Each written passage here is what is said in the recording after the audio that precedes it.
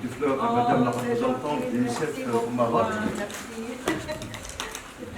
Avant de commencer la présentation concernant le programme de la de l'UNICEF, je tiens en premier lieu, et au nom de la REF et des fonctionnaires, des responsables au niveau de la REF, souhaiter la bienvenue à Madame la représentante de l'UNICEF au Maroc.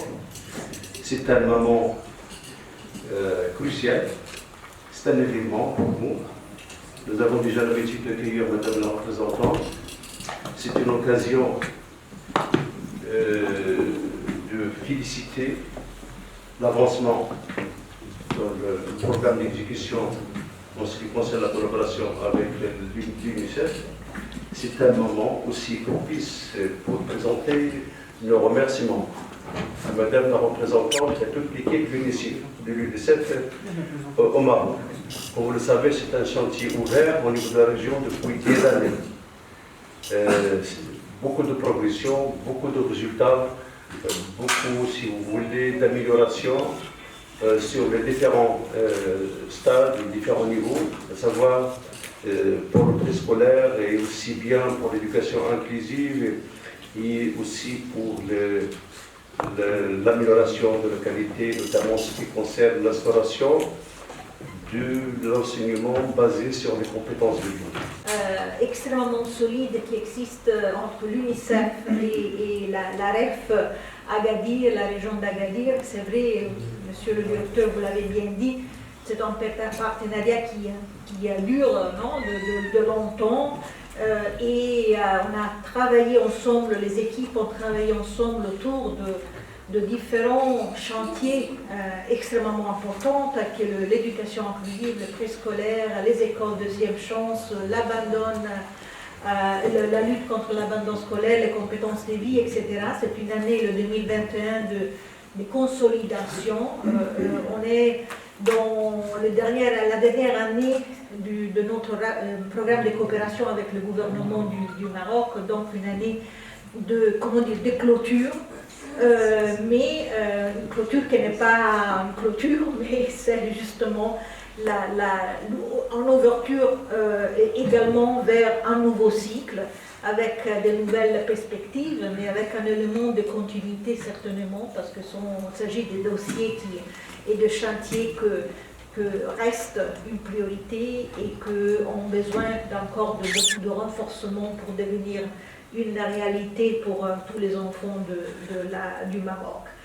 Mesdames et messieurs, je suis très heureux de partager avec vous un bilan des réalisations pour le programme pour 2020, avec bien sûr mes collègues, les chefs de service et les chefs de division qui travaillent dans les différents thèmes du plan d'action. Comme monsieur le directeur vient de dire, nous sommes dans la dernière année de ce cycle de coopération 2016-2021. Donc, on souhaite bien sûr accéder au prochain cycle, Inch'Allah, avec, en s'appuyant sur les réalisations de cycle 2016-2020.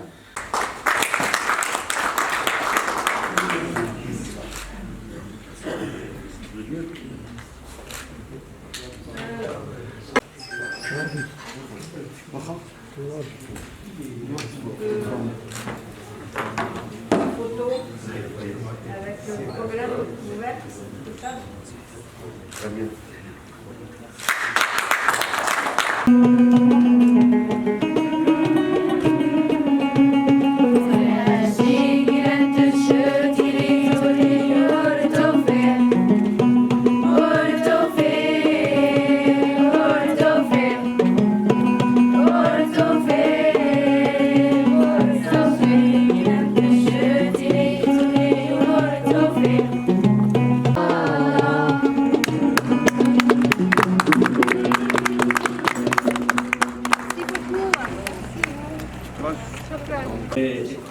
Et ce qui est intéressant ici, c'est que nous avons des élèves qui quittent l'école, qui n'arrivent pas à venir à l'école.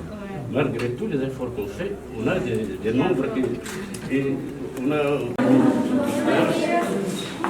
va, vous allez bien? Ça va?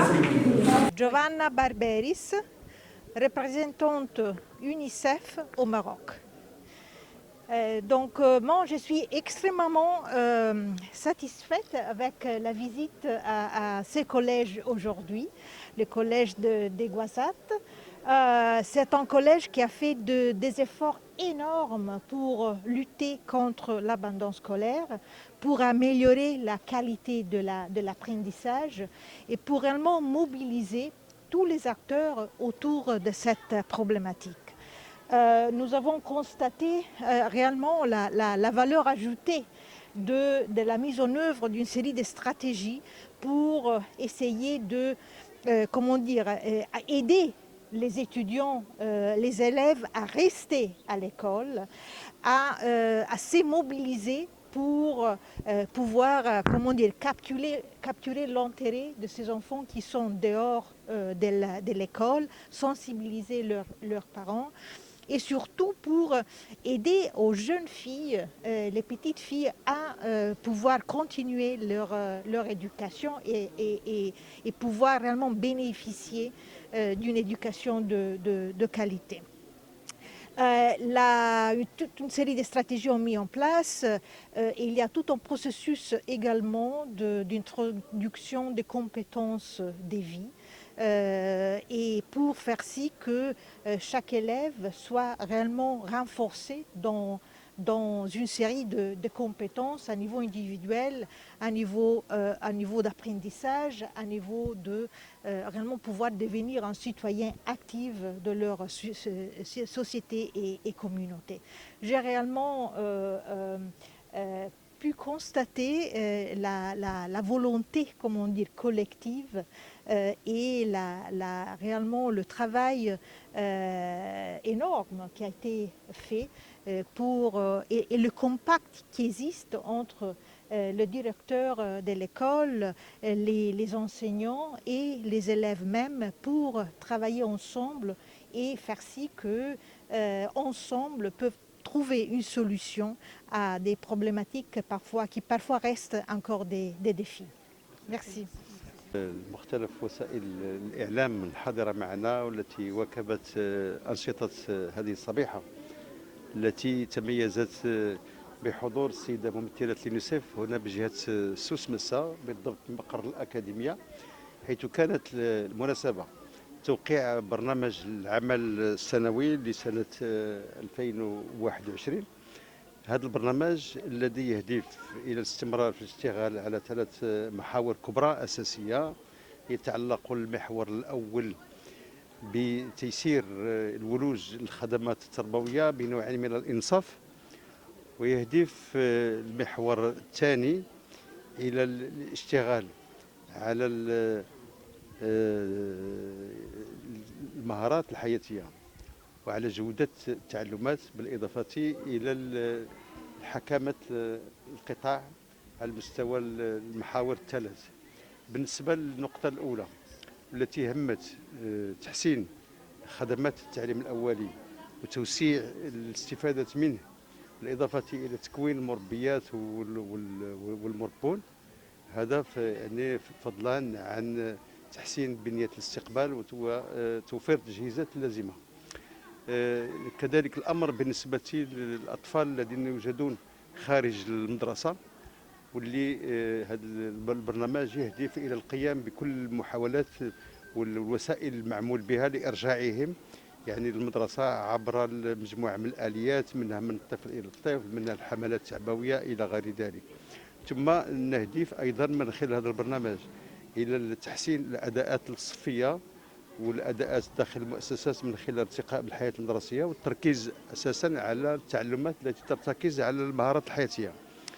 بعد توقيع هذا البرنامج من مقر الأكاديمية، توجه يعني الفريق صحبة السيدة ممثلة اليونيسيف إلى جماعة تغزوز، بالضبط إعدادية نابلس، حيث تم الوقوف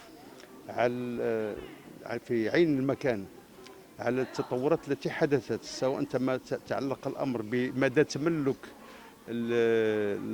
العمل وفق المهارات الحياتيه من طرف المدرسين، من طرف بعض المفتشين اللي سمعنا لهم.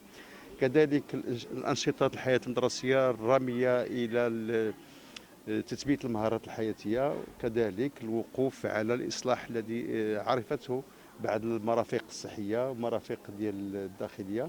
محمد باعلا، المنسق الجوي لبرنامج التعاون مع منظمه اليونيسيف. الزياره التي تقوم بها السفيره هي مناسبه لتوقيع برنامج العمل السنوي لسنه 2021 بين منظمه اليونيسيف وأكاديمية سوس مسا. وكما حضرتم فقد وقع البرنامج من طرف السيدة الممثلة اليونيسيف والسيد مدير الأكاديمية، وهذا البرنامج يتضمن أنشطة متعددة تم الاشتغال عليها من طرف الفرق الجهوية والوطنية، وهو واحد البرنامج يطمح بطبيعة الحال إلى دعم تقني ومالي للأكاديمية من أجل تنزيل البرنامج الإطار الذي تشتغل عليه الوزارة.